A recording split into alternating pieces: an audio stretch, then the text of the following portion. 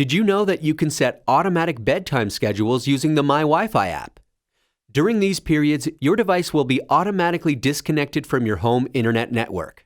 It's an easy way to ensure a productive study session, an internet free time at the dinner table, or a good night's rest for the whole family.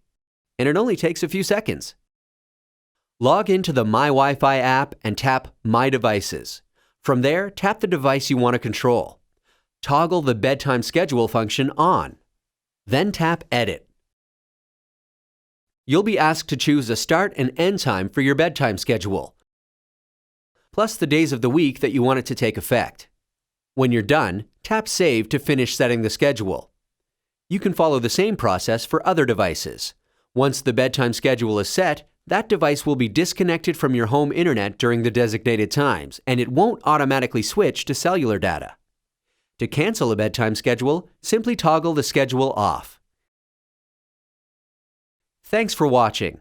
For any other questions about the MyWiFi app, visit rogers.com/howtovideos.